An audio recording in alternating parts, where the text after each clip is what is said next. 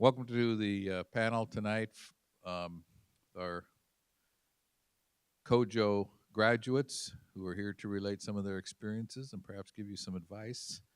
It's going to be very informal, and just like in class, I want you to ask questions. I know that that's asking a lot after a full day, but let's try to think of things that you'd like to know from them about anything, really, of leaving the land of St. Thomas for the land of opportunity. I'll introduce you to the panelists. Alyssa Adkins graduated in 2015. She's a digital content specialist, technical writer for the Minnesota Department of Human Services. Raise your hand high, thank you. Not Donald Trump style, up high.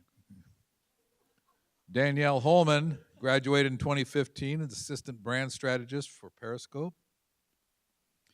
Katie Lescarbo graduated in 2008, video editor for Aveda.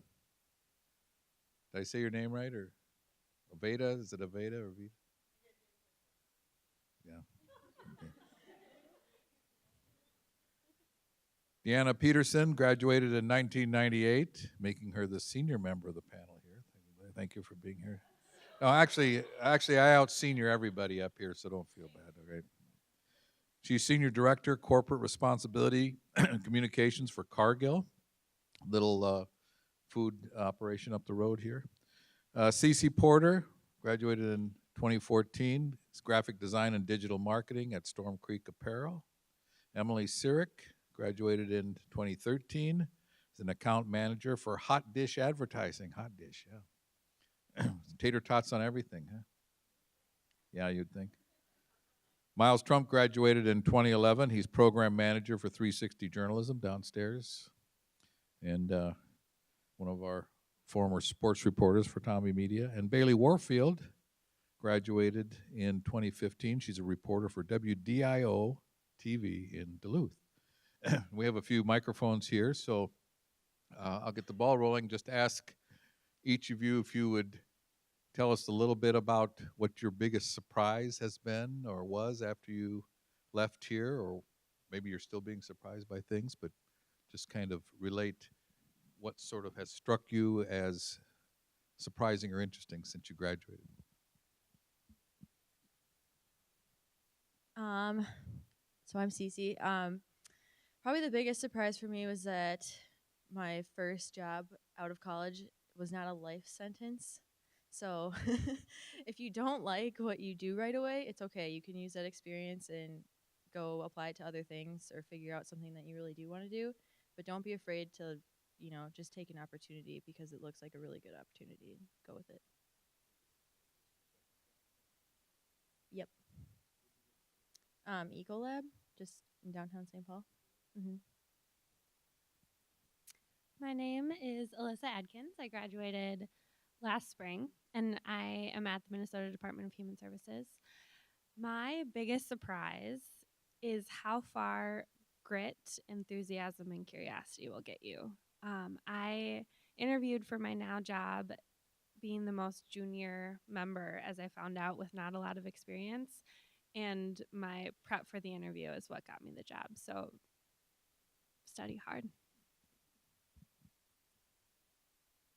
I've had a lot of surprises. I think one of them is just how many times in not a huge amount of time I've had to reinvent my skills and learn how to do communications differently. So, I worked long enough to traverse this space where communications people were broadcasting news into the world, trying to get our messages out. And now we sort of live in this space of two-way engagement where we're trying to build dialogue with the people we're trying to reach. And so in order to do that, it's sort of a whole different set of skills, but the principles that I learned here are really still the same and still hold true. And the things that I look for in interviewing people are really still kind of the same stuff. Like, can you write? Can you, or do you know AP style? Can you, and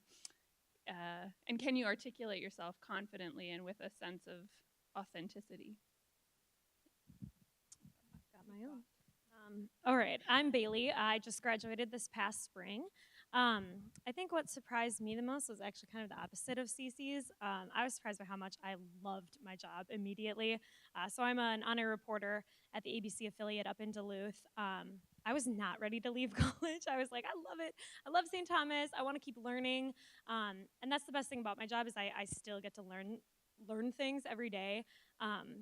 And no offense, Vandy, but I was also a little surprised by how applicable everything that I was taught in the reporting classes and in Tommy Media and in my other general COJO classes, I am still applying, like you said, and using today, and how the rigor of those classes has really put me ahead of some other people who are in the same position that I'm at now. Hi, I'm Katie, cinematographer and editor at Aveda. And I guess my biggest surprise right out of college was how I got to where I am, because I just emailed Dr. Sauter after he had TV producers in the class to talk. And, you know, they tell you the power of networking, but I had avoided it like the plague. And then I realized that it's a lot easier once you feel confident and passionate about what you're talking about. So just literally through word of mouth is how I got to Aveda. And now that I'm there and been there for a year, I was surprised at how different my days are each day and how I'm learning new things. I could be editing one day and shooting the next. And yeah, it's been a really great experience and learn a lot. Hello, I'm Danielle, and I work at Periscope Advertising Agency. And I think my biggest surprise so far has probably been how different my day is every single day. In the advertising world, it is rare that you do anything the same in a different given week and a month, anything. I work on a bunch of different clients. And I think that was one of my biggest surprises, just not having a day that's ever really typical. And I also, too, was an intern prior to getting hired full time. And I was like, you know what? This is going to be awesome. I'm just going to kind of coast right into full time. No, you always learn something new. And even to this day, I'm always learning. And I love it. It's fun. So, yeah. All right. Is this one more? Okay. I'm Emily again. I work at Hot Dish Advertising as an account executive. And I too started as an intern. And I think, you know, when you start a new job, and especially in advertising, you know that you're a partner for your clients. And so it's very intuitive that you would want to please them, of course. And I actually worked under a fellow Tommy when I was a coordinator and an intern. And the first thing she told me when I walked in the door was, it's okay to say no. And that's something that I never thought about before she told me. And the main idea behind that is that, you know, you have clients because you're the expert. They're not the expert in advertising or whatever it is that, you know, you do at your job. And so they're looking for you for guidance. And if you're always a people pleaser and saying yes all the time, you're not going to get the results that you're looking for and they're looking for. So remember, it's okay to say no sometimes. My name is Miles Trump. I'm the program manager at 360. And at 360 Journalism, it's a nonprofit program of the College of Arts and Sciences here at St. Thomas. And we teach journalism skills and communication skills to high school students in the Twin Cities, with a particular focus on students of color and students from low-income families. But before that, I was a reporter for about 4 years at small daily newspapers in North Dakota and Minnesota. And I think the biggest surprise I had going into my first job was how much I actually had to do. It wasn't just writing. It was taking photos. It was taking video. It was editing the paper. It was laying out the paper. And so you were asked to do a lot that I was asked to do as a college student, but it became so much more real when I had that professional, when I was getting paid to do it as a professional. And so it was kind of a little bit of a shock right away. But I know that in your COJO classes, you're learning how to do a lot of these skills. For those of you who are journalism focused, you're learning how to do a lot of these skills, and they are very valuable. Because if you go to the level of paper that I was at, you are going to be asked to do a lot with little. Okay. Now, if any of you have questions to any of that you want to respond to, just raise your hand and let us know what that might be. And I want to keep this kind of informal, not just have it be something that we just present up here, something that you have some of your curiosity satisfied as well. When you were, some of you have switched jobs more than once. Is that right? How many different jobs have you had? A lot. Yeah.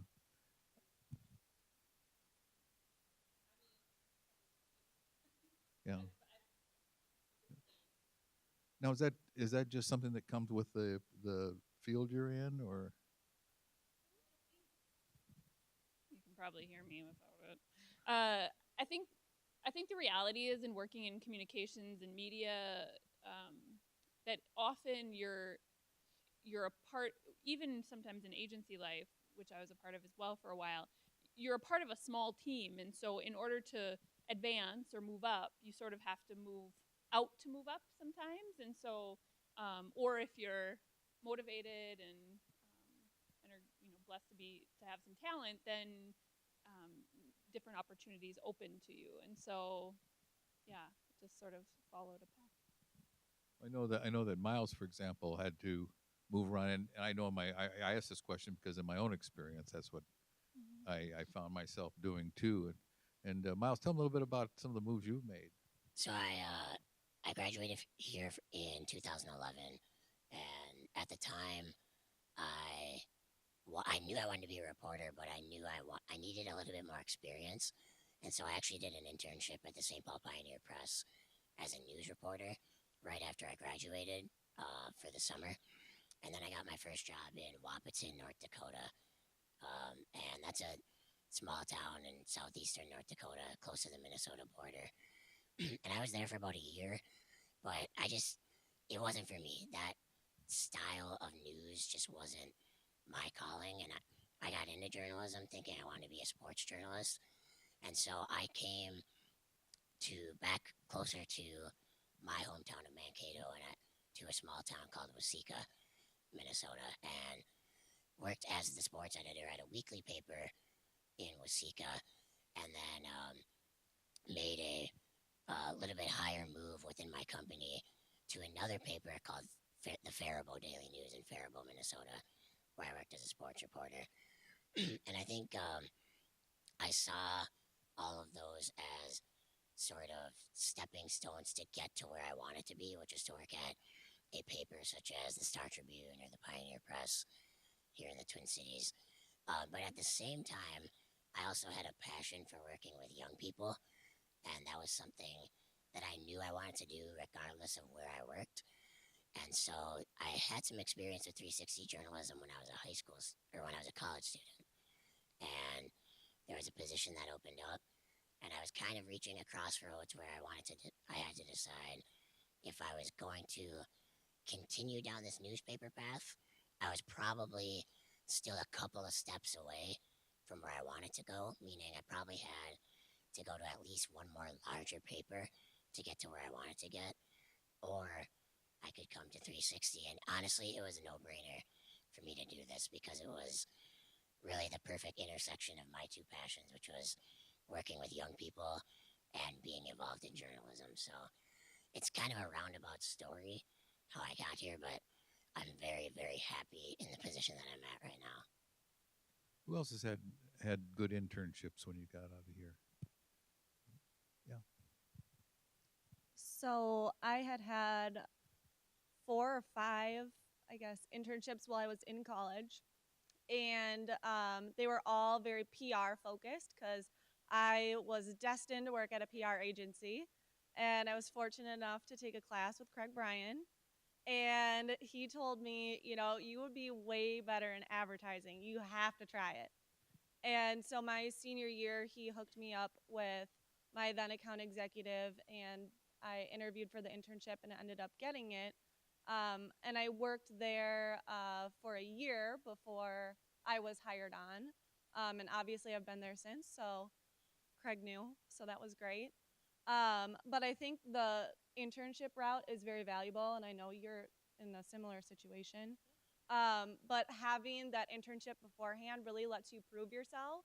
So I would urge all of you to really, find an internship that intrigues you and learn all you can from it and take those skills that you've learned and apply them to another internship. I always say I actually learned the most from my internship that I hated because I learned exactly what I didn't want in the place that I would work later. And that to me was much more valuable because I already knew what I wanted to do. It was, the company culture that I was looking for that I didn't know, or, what I wanted to do on the day to day that I didn't know. And so even if you have a bad internship, try to use it as I guess, a stepping stone for yourself, even if you don't like it. What was bad exactly? I mean, without naming names, of course. No, so the internship, I had multiple before that the company culture is what I found that I really thrive on. So I want to be somewhere that's very collaborative, that everyone's outgoing, and it's a team community.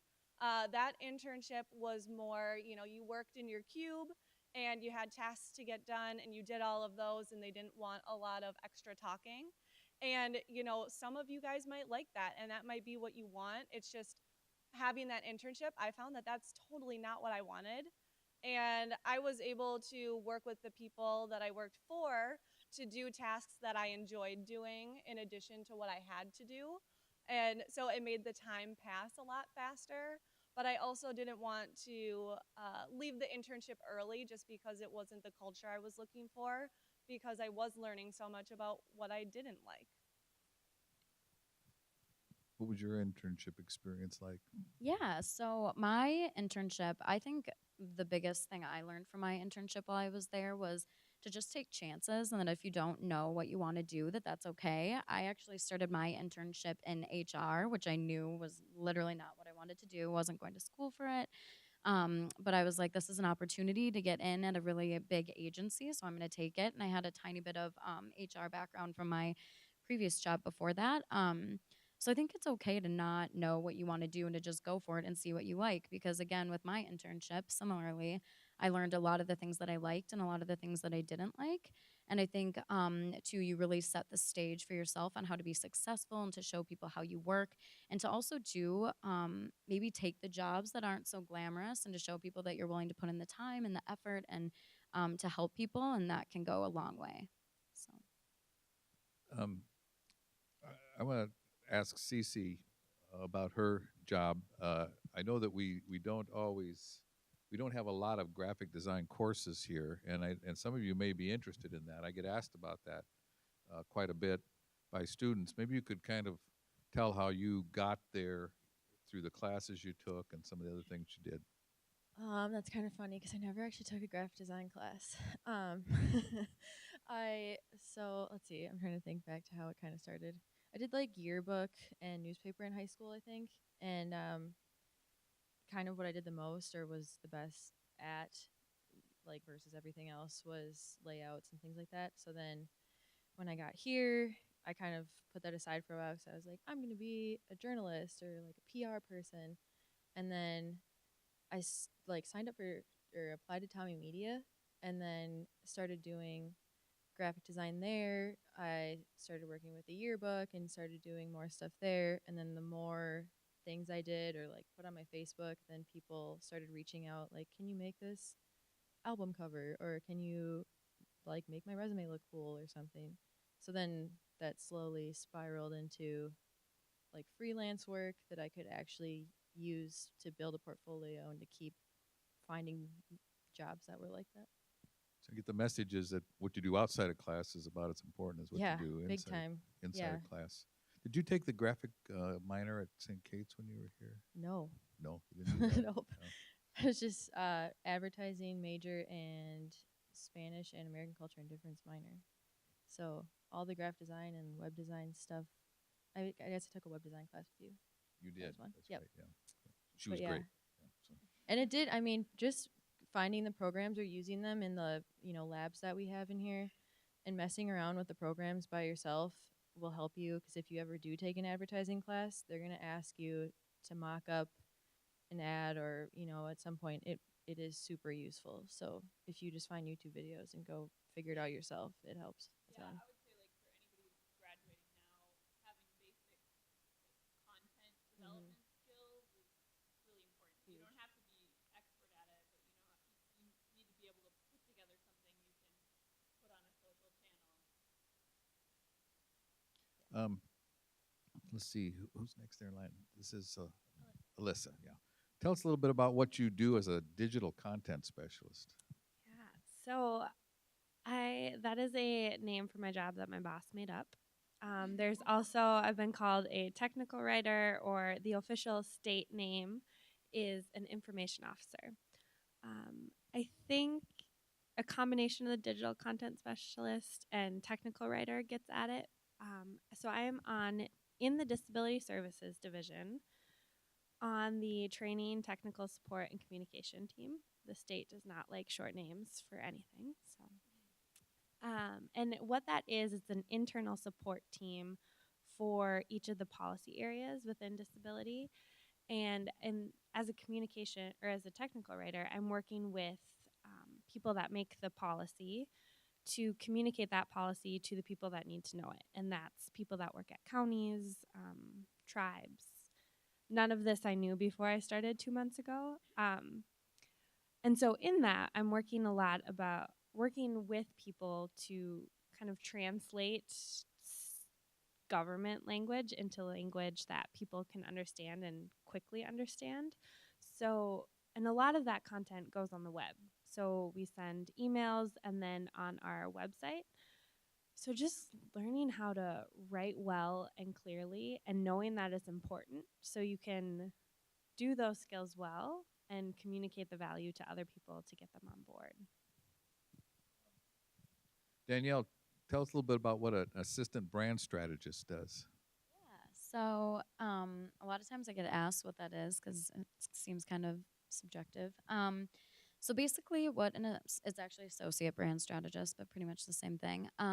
Basically what I do is I try and develop and foster kind of the connection that a brand makes with consumers. Overall, that's a high level description. But I do a lot of different things like writing positioning statements or doing communication architectures or writing a creative brief that then gets sent to the creative team to come up with a creative campaign. I do a lot of like research and innovation on audiences and different insights, which I absolutely love because I love to learn. So I kind of do a lot of things all across the board, to be completely honest. And sometimes I don't even know what I do. I'm like, what is this project? And I'm going to figure out how to communicate it. So that's kind of fun too. It's a lot of problem solving in my position. But I really like the creativity it gives me, and also the strategic insight and thinking too, because I'm very logical, but I also appreciate creativity as well. Katie, tell us a little bit about your day, as a typical day as a video editor. So as a video editor, I've actually started to do a lot more cinematography with Aveda, so we'll go on location for shoots. So those days are usually like 17, 20-hour days on location. And then when you get back into the office, you're in the editing suite just going over the footage. I get direction from my boss on where to take these videos. A lot of them are technical application videos for how to apply different products. And then a lot of them are inspirational videos. So I could be told like, all right, here's a script, here's the step-by-step motion selects we'll go through. And those videos are pretty straightforward. But then my boss will come to me with all this fashion footage and be like, pretend you're getting ready with your girlfriends on a Friday night and you put on a music video. What does it look like with this footage, So I love getting able to make those creative videos. And then sometimes if I'm feeling burnt out, I'll go to an application video. I know what I'm doing here. Like, I'll go through these selects. And the creative review process, I'm still learning how it works. It's very subjective, but I'm learning a lot, and it's good to learn how to take criticism. I think it's something you have to welcome with open arms. So Bailey, now you can tell them a little bit about what it's like. You're in a small market, right? Yes. Yep. What's that like? So when I moved to Duluth in June, I thought, okay, I'm signing a 2-year contract. go up there, get my first job out of the way, climb the ladder. I've totally fallen in love with the market and with the people and with what I do. So, I mean, basically, I never know what my day is going to hold. One Saturday, I went into work. I thought I was going to be covering a dragon boat festival in Superior, Wisconsin. And then there was an officer involved shooting in a small town in Minnesota. And suddenly I was driving an hour and a half west and just trying to talk to neighbors and find out what happened. So you really never know what the day is going to hold, or I'll wear pristine white jeans and end up at a horse stable. And so I always have a change of clothes in my car. I always have boots under my desk, and you just never know what's going to happen. But that's what's so cool is, one day you're making a meaningful connection with a 14-year-old girl who has leukemia in the hospital and what her life is like, and the next day, you're covering an armed robbery, or so it's just neat if you're okay with a little bit of ambiguity and just kind of going with the flow. It's a really cool job, and you get to know the community so well. I think I know the Duluth Superior area far better than my hometown, Prior Lake, Savage, where I grew up, because I've never attended a city council meeting or a school board meeting or anything like that where I grew up, but I've done all of those things and more in Duluth, and so the connections you make, I think, are really neat. As you can see, we've got a wide breadth of experiences here, and one of them is a senior director of corporate responsibility communication. What is that? What exactly does that entail? A lot of things, like everybody else. But I've always, since I left St. Thomas, I've always been really focused on issues and causes. So that's sort of been the connective thread throughout my agency experience, and now. And I worked at foundations, and now I work in the private sector. And what I do is I lead communications related to Cargill's giving. So whether that's the foundation or the good social impact that the organization has through its businesses. So that involves everything from telling stories about work we're doing to empower smallholder farmer communities in Zambia, to work that we're doing. Today I edited a news release because we made a grant to, actually that was yesterday, sorry. I edited a news release because we made a grant to a grocery store in North Minneapolis that's going to be sort of a wellness center. So it's sort of everything in between. No, we don't want to just have all the happy stories as well. So maybe some of you could relate a few of your disappointments or roadblocks that you run into, and maybe how you overcame those things. I've got one. I make Got a good one? I make no money. No money whatsoever. Yeah, that's a warning for all of you journalism folks. You make no money. So just be prepared for that, I guess. You have to just, learn to live with what you've got, and it's fine. I can still go out to eat once in a while, but I'm not going to be going on any grand vacations anytime soon or anything. Just so you know. That's sort of your story too, Miles, right? When I was at the Pioneer Press as an intern, I had a lot of good experience here at St. Thomas before that, in Tommy Media, and in my classes, and I had an internship as well at a publishing company where I did a lot of editing on a sports book series. But when I was at the Pioneer Press, I was terrified. I remember sitting at my desk one time and just being like, just terrified that I was going to get something wrong. I couldn't get over the fact that 250,000, 300,000 people were going to be reading this paper that my story was in. But the way that I got over that was by people helping me along and showing me how to do things the right way. I had a reporter who took me out to cover a sentencing hearing and showed me how she did everything, and that gave me a big boost of confidence. And I had other reporters say, like, hey, good job doing this. Let me show you this. Let me show you how to write it this way. And that was, like, at the time, just felt like such a breath of fresh air and a weight off my shoulders to have these people helping me along. But that was one of the times where I was probably most scared, is being in this newsroom among all these people and feeling like I did not belong whatsoever because I had such inexperience. But I think the point of that story is to align yourself with people who can help you. Find mentors, find people that are willing to take the time to talk with you, that are going to give you honest, constructive feedback and help you become better at whatever it is that you're doing. Because that was a big deal for me just in a 10-week internship. Who else has overcome something, or maybe not overcome? Maybe maybe you're still dealing with it. It took me a long time to find a job. I took me from when I graduated to when I started 6 months, and in between, and I did so many internships in college. I went up through the ranks at Tommy Media on the advertising side. I was involved on campus. I traveled. Like, I said yes to opportunities, and I got out of school and had been applying for jobs, wasn't getting any callbacks. And finally, I just had to start making money. So I went back to a serving job. I just to pay bills, and student loans were starting. And I would get discouraged because you're sitting for 8 hours a day creating applications and sending them out, and you're not hearing anything. And I would troll people on the internet to do informational interviews, and I would have about 2 of those a week, and they just weren't coming. But I learned that you just have to, if you work hard and you just keep going, you learn you learn what you want. So then you can be more selective in what you're applying for, and you're meeting different people. And also, you just gotta do it. And it pays off, and trust that you've worked hard, that it's gonna come.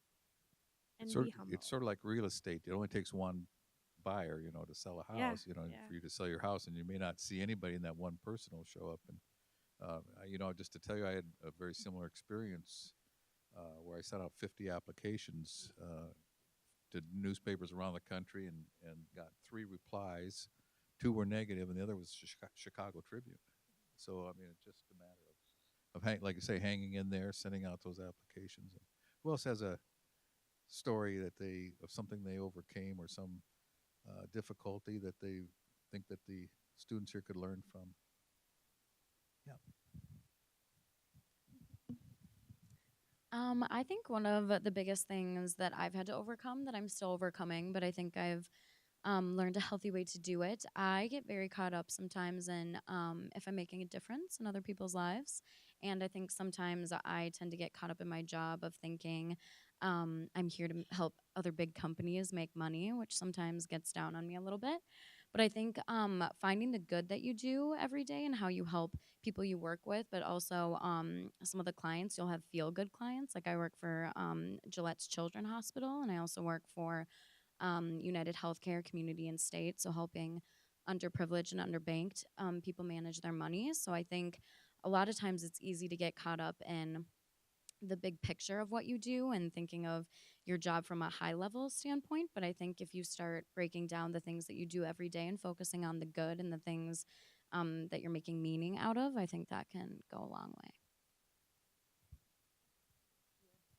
Kind of going off that, working at Aveda is awesome because I get to do what I love, but I realize at the end of the day, I'm making corporate videos, I could be doing more. And so my coworker, Sam, he's really into the narrative short film scene. And so I feel really lucky that he's sort of decided to work with me as his DP. And we've made short films over the past year, and, going to film festivals, and just at the end of the day, making sure you're doing what you love in the way that you love doing it. So you're having time to work on some of those Yeah. projects? Yeah, weekends, So. Because there's an old saying, the cobbler's children wear no shoes, because he's busy making shoes for others. And getting to that kind of thing where you're not doing stuff for yourself, you're just Right. doing it for somebody else. Right. What's the most rewarding thing that you find in your job? CC? Nothing rewarding? No, there's a lot of. I love my job right now. I really like. So it's a really small company. It's like a small outdoor apparel company. So it's a really fun industry. But it's like 20 people, and we're pretty much family. Like we goof around, but we all work super hard. We're all there super early, and we all leave late, and we all eat lunch at our desks. But when it comes to having fun, we do that too. But I think the rewarding thing for me is just finding a job where I like really, really feel like I fit in, and where I'm psyched to go there every day. Like when I was working at Ecolab, I could work from home if I wanted to, and a lot of times I would just because I felt like I could get more done or I felt more focused. And so being in an environment that fuels you to do that and to actually be passionate about what you're doing is really rewarding. And when you interviewed for that job, is that something that you saw there, or did it just happen to be there?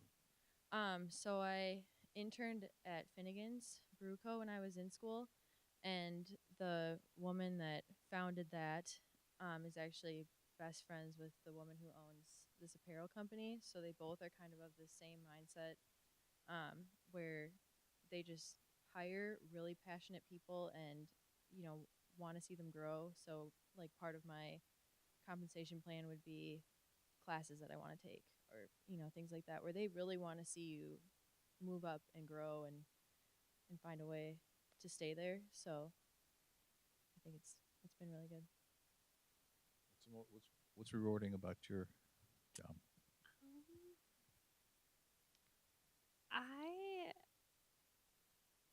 Two things.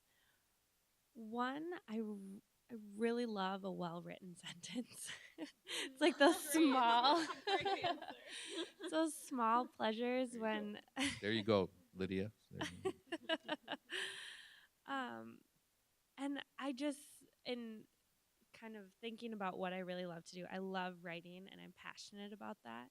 And so in my job, I do that every day, and it's more in an editing and role, but still, I get to make that really beautiful sentence. Secondly, and on a bigger scale, I believe in the work that the Disability Services Division does. And while I'm not doing direct care with those people that are with disabilities, I am part of the system in that if I can communicate clear policy so then the people that provide direct care know what they're doing and have some direction, then that helps it run smoothly. So It's an overused word, but if you are behind the mission of where you work, what they do, then that's a big plus. How about you? I know you're working with the giving and that sort of thing. That must be rewarding too. It is, yeah. And job, like, you have good days and bad days at any job, right? Like, I'm not always out in the field working with the people that my mission influences. So like you, I love a good sentence. I love coaching and working with good people and expanding skill sets and challenging prevailing wisdom and finding what people are passionate about and really helping work with my teams to cultivate that really fuels me. And I've also really come to love sort of just learning, this like reinventing who I am as a professional has really been sort of fascinating, and working in agency and private sector and NGO spaces has really allowed me to do that. As an old editor, it makes my heart beat faster to hear people say they love a good sentence and love to work with the language. Bailey? Yeah, I mean, do you want to ask a question? Sure. They're sick of hearing us. If you guys could go back and redo like one thing in particular during college, what would it be? Like in college? Go out for football. Don't worry so much. Like, I work hard, work really hard. That'll get you far. But, and it's hard to have perspective when you're in college. It's much easier for me to say that now because I'm not there anymore. But smile and laugh. And if something's not perfect, it's okay.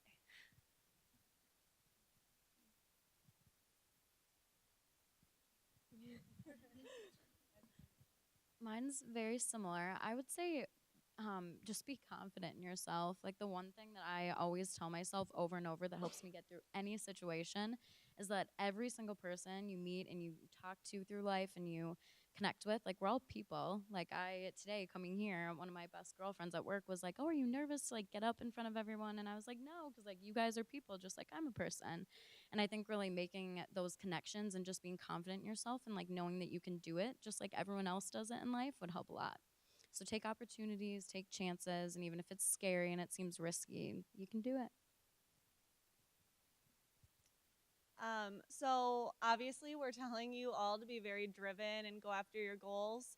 But I was a person that lived college in overdrive. And so I was so focused on career and making something of myself, which is great. But I missed a lot of things that were right in front of me because I was so focused and had tunnel vision. I am probably the only person sitting up here, probably the only person in this room that didn't travel abroad because I was doing internships the whole time. And so I think you need to find right now your work-life balance because all jobs in communications are very demanding. And so you have to make that work-life balance for yourself. Yeah, for me personally, I would say I wish I would have gotten started a little bit earlier. I think I declared my major my junior year, and if I had gotten started a little bit earlier, I could have had other internship opportunities and been a little bit further along. But you bring up a great point about not having complete tunnel vision. I think just as a college student in general, I hustled really hard in my last 2 years, probably because I felt like I was a little bit behind. And as a result, I felt like there are a lot of opportunities on this campus that I maybe didn't tap into that I could have. And there's a lot of opportunities for you to tap into. So I would say really take the time to like take stock of what you want to do, but also what you want to do as a career, but also what you want to do as a college student, and try to find that balance, that was set up here, because that'll be really important once you do become a professional. Anybody else with something they would have done different in college? Everybody else had the perfect college experience, I guess, or something like that. It's hard to think back, and of course, lots of times it's a smorgasbord of things that you would have done differently. It's not one thing; it's a lot of little things. So, you know what Pumbaa says: you got to put your behind in the past anyway, right? So, you know Pumbaa, right? So. Other questions? Who else has questions? Let's kind of open it up a little bit for questions. Yeah.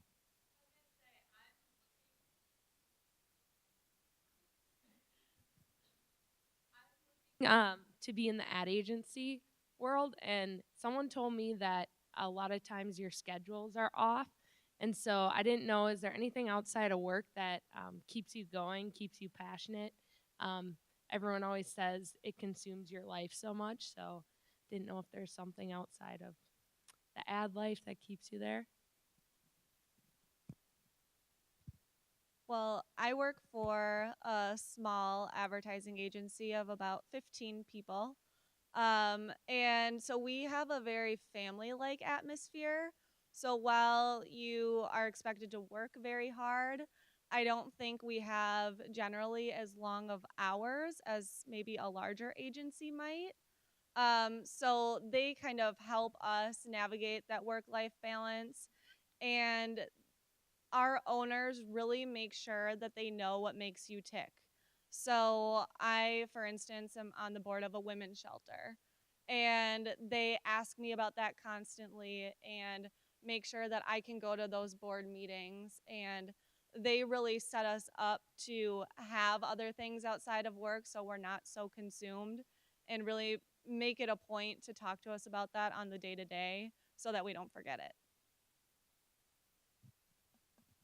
I think too, it kind of depends on your situation and where you work too, because I can tell you right now, I'm a classic millennial. 5:01, I'm out that door and I'm done working. So I think it depends on what your job is, and as long as you put in the quality of work, not necessarily the quantity or the numbers you work. You can get really far. And I mean, there are definitely nights where I've been there at like 9 p.m. And as long as I make sure I get my stuff done, for the most part, I'm out of there at 5:01 every single day. So I think it just depends on who you are, where you work, but I think you can definitely make it work. And I think as long as you do find those things you're passionate outside of work and that you do and you like and you enjoy, that makes work a lot easier while you're there. And also, too, just loving what you do and like making the culture and making sure the place that you work fits you. I want to hear what Bailey's schedule is like at the small TV station. My schedule depends on the week. I usually work 9 to 6, Monday, Tuesday, Thursday, Friday, and then I have a night shift on Wednesdays. So I usually work 1:30 to 10:30 on Wednesdays. Sometimes it changes. I was up, I don't know if anyone's heard of the Bear Grease sled dog race, but it goes up the North Shore. So I actually went up and covered that 4 days. We were on the trail, pretty much no cell service until we got into town. We were getting up at 4 in the morning to see the mushers come in, and then we'd be up until 11:30 to make sure we got a new package done for our 10 o'clock newscast. So it all kind of depends on the day. This week was a weird week for me. I worked 9 to 6 Monday and yesterday, and then I had today off. I go in at 1:30 tomorrow. On Friday, I go in at 2. I'll anchor all 3 of our night shows, and then I'll end up working Saturday this week. So it just depends on the week, and you kind of, you have to be a jack of all trades in a sense so that you can be flexible. I know that as a former reporter, you're never really off the clock. Yeah, no, we had a big fire at a church one morning too. So our morning producer and morning anchor were calling all the reporters at probably 5 o'clock in the morning, trying to wake people up so that they could get to the scene and go live during our morning show. So sometimes you get rudely awoken and you got to slap on some makeup, and there you are. But you do what you got to do. It's exciting, at least. When I was covering sports in Faribault and Waseca, obviously high school sports happen at night, so my typical day was 3 to about midnight. And especially when I worked at a daily paper, it was very much always 3 to midnight. Our newspaper deadline was at midnight, so we'd go to sporting events, we'd take photos, we'd write stories back at the newsroom, we'd get the paper ready, and then usually by 11:30-ish, we would file all our stories. They'd go in the paper, it'd go out to print, and then you'd do that all over again, which got normal to me, but it was not normal to anyone else in my life who was not a sports reporter. And just a story about never being or always being on the clock. There was a story that I did in 2012 about a student who was pretty much a star athlete in a town called Waterville, and he drowned in a lake overnight. And I got a call after working the previous night.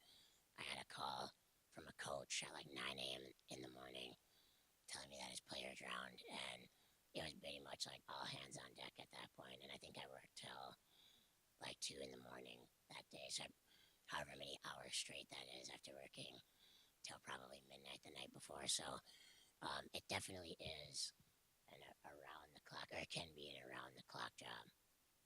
Yeah, but a story like that is also tremendously rewarding to report too. In a small town like that, it's like you're the town crier or the communicator for everybody's grief and what they're experiencing. It can be tremendously rewarding too. But a little secret for you in the journalism business: the more you get paid, the less you have to do. So keep that in mind if you can. You can. That's right, Greg, isn't it? Just yeah. Well, that used to be in the newspaper business for sure. I know that. So, other questions? I know you're all out there. Your minds are ticking. Yeah, Kevin.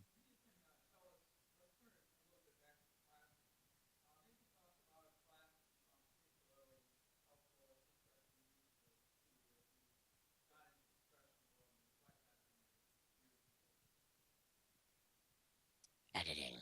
I think editing was probably one of the most important classes I took. Just because we say this to our 360 students all the time, but writing skills are transferable to whatever career you're going to go into. And the more professional you can write, the more serious people take you. And if you don't write professionally, the inverse is true as well. So that was a really important class.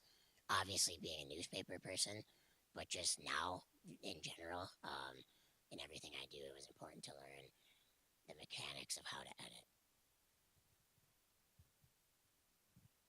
I also say the same thing about editing and advertising. We have lots of St. Thomas students come through our agency, and when they ask me the same question, I also say editing is probably number one. And next to that would be advertising and public relations campaigns. So if you haven't had a chance to work with a real client before, that's really going to be the place where you get to do that.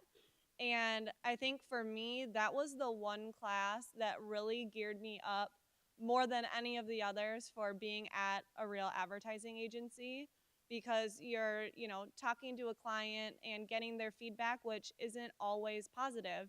And, you learn to be okay with that and get them a product that they are satisfied with. So especially if you haven't had an internship, I would really recommend that class. I really liked taking kind of the introduction or like the principal classes for a lot of different things when I was here, just because I think those were the classes where I learned the most about different fields and different kind of like departments you could go into, or even what things were. Like I didn't even know what an advertising agency was until like my junior year of college, which is crazy now that I'm working at one. But I liked to take a lot of the different ones just so I could kind of gain knowledge in a lot of different areas, if that makes sense, to see what I was interested in or what I was passionate about. So yeah, I would say the principal classes. For me, it was electronic media production because my sophomore year, I was pretty set on, okay, I'll do PR. I've been getting good grades in that class, feels fine. But I realized I wasn't really excited about PR. And then I'll never forget, like, our first day in the TV studio in electronic media production. I was just like, oh, just feeling the energy of, like, being on set and the live edit. I was like, all right, this is what I'm going to do. And so from there on out, I was just like, all right, I'm going to take video classes and yeah. Yeah, I think editing, the editing and reporting classes were super important, obviously, for what I do, but also media law. At that officer involved shooting that I was talking about that I was covering, my photographer and I were standing there behind the roadblocks, behind all the caution tape, and we were shooting what we could see. And sheriff's deputy came over to me and said, "You can't be here. You need to get out of here." And I politely but firmly told her, "No, actually, we can be here. We are on public property. We are allowed to shoot whatever we can see from this." And she got all perturbed and called over her supervisor, and her supervisor was like, "Yeah, you're right. You can stand here." And so I don't think if I'd taken media law, I maybe wouldn't have known that. And just being a Minnesotan, I feel like I might have been like, "Oh, okay, sorry, ma'am," and gotten out of there. But I was like, "No, this is my job. It's my job to report on this, and it's important that people see and know what's going on." So that was a key thing for me. I have three. Editing, of course, is really important to what I do every day. I also public speaking with Dr. Sonner was really great. I right now I write all the speeches for all the executives at Cargill, and I still apply principles that I learned here as I do that. around the clock. And then the third one is I took an intercultural comms class, which I use every day. Not just on my teams here, but I led an agency in sub-Saharan Africa, so I had to communicate across borders and across cultures and across age groups and dynamics, and the lessons that I learned there and the conversations that we had in that class were profoundly instructive to what I studied in my master's work, but also really practically applicable. And it's a small world for you, especially in Cargill, as far as being an international company and Yeah. working around the world. Yeah, I mean, just to have the sensitivity to flip my dates or spell differently or ask about who, like in parts of Asia or in parts of Africa, the first name is first and the last name is last. So just asking those questions and being inquisitive about that process is all sort of is a byproduct of what I learned here and the conversations, at least, that began here. I am not sure with the new structure if this is offered, but Dr. Gavrilos' Mass Comm Research was awesome. And I didn't have a chance to take the race, class, and gender, but those classes that are research based, I just learned how to think, and that skill, just how to think, and maybe not subject matter expert on a practical skill, but the skill of being able to think and write you will use wherever you go, and they will help you solve any problem that you encounter. So those were awesome. That's my answer. But I would actually also add into that this is gonna sound ridiculous, probably some people, but ethics was huge. I think just because when you're actually at a job and you're doing things every single day, and you're not always taking a step back and looking at the big picture, kind of like what Danielle talked about, like what am I really doing, or how am I making an impact, or like the decision that I'm about to make, how will that influence all these other people or companies or whatever it is. And so actually taking those things into consideration or learning how to communicate, like I don't feel comfortable doing that. So if it's like, writing a quote for someone in a press release where you're like, are they even going to know that this quote is in here? Like that would make me uncomfortable. So I don't feel I'm not going to do it. So like being able to actually go to your boss and say like, I'm not doing this. Is there another way that we could, figure out how to communicate this message or whatever it is? So I think those classes about race, class, gender, and society and culture and media, and actually like learning to pay attention to the news and think critically about it and not just like fly through a Facebook feed and be like, oh, that's happening, but actually be like, why, or like, what does this mean for me as a person in the world? So huge. One more question. Come on, Devin, I haven't heard from you tonight.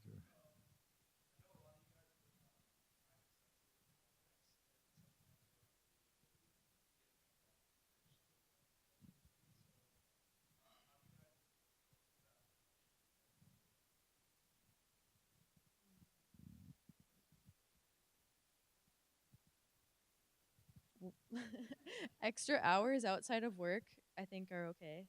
So, like, if I know that I really want to put a lot more creative energy into something, then I'm going to have time for in my day to day tasks, than taking my laptop home and just being like, all right, I'm going to sit down with a glass of wine or whatever it is and figure out how I really want to do this, because then you'll actually come out with maybe even options of how it could go.